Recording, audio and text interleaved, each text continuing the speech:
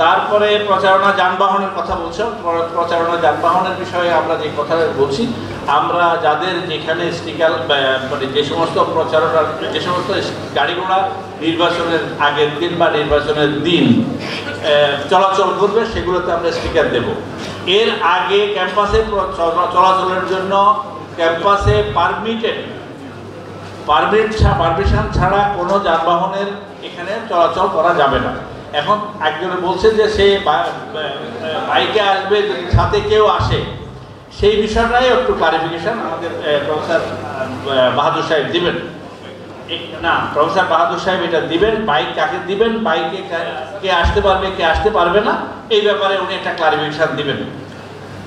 তারপরে প্যানেল রাজনৈতিক ভোটের তারিখ, পরীক্ষার সময়, ষড়যন্ত্র। আচ্ছা, এই ষড়যন্ত্রের কথাটা এটা আমি একটু কম বুঝি, কারণ ষড়যন্ত্রটা তারা ষড়যন্ত্রকারী।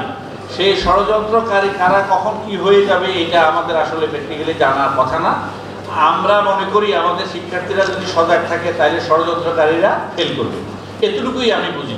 সুতরাং আমাদের প্রত্যেকটা শিক্ষার্থী এখানে যারা আসছে, বেশিরভাগ ক্যান্ডিডেট, প্রত্যেকেই চাইবে তার এই নির্বাচনের পিরিয়ডটায় অত্যন্ত দক্ষভাবে তার ভোটারদের কাছে পৌঁছাতে এবং ভোটারদের কগনিজেন্সে নিয়ে নিজেকে সেরা বিবেচনার দাবি রাখে।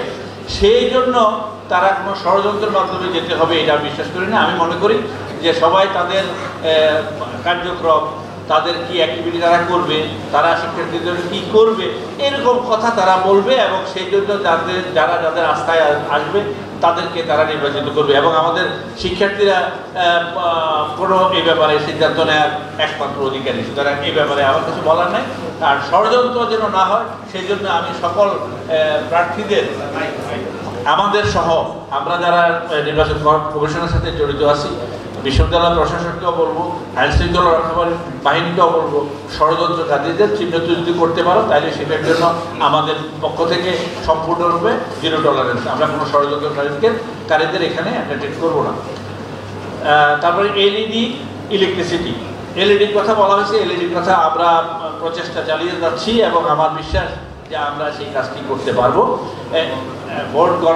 ভোটের দিন আমরা সকাল থেকেই চেষ্টা করছি যে ওই দিনটা যদি আমরা এলইডিতে ডিসপ্লে করতে পারি তাহলে ভিতরে কোনো যা কিছু ঘটছে সেটা বাইরে থেকে দেখা যাবে। এটা হলো একটা কথা। আর দ্বিতীয় আরেকটা কথা আছে এটার সাথে, আমাদের নির্বাচনী কেন্দ্রে প্রার্থী মানে পোলিং এজেন্ট ছাড়া কোনো প্রার্থীর এন্ট্রি নাই। আমরা সেটা করছি না এই জন্য, কারণ আমাদের এই যে দেখছো 1000 ক্যান্ডিডেট, প্রায় এই 1000 ক্যান্ডিডেট যদি কেন্দ্রে ঢুকে ভোটাররা ঢুকতে পারবে না। সুতরাং আমরা এটাকে প্রাথমিকভাবেই আমরা বলে রাখছি যে কেন্দ্রে কোনো প্রার্থী ঢুকবে না। এইটা আমাদের এখনকার সিদ্ধান্ত এবং আমরা আচরণবিধিতে এটা বলে দিয়েছি। তারপরে হলো ইলেকট্রিসিটি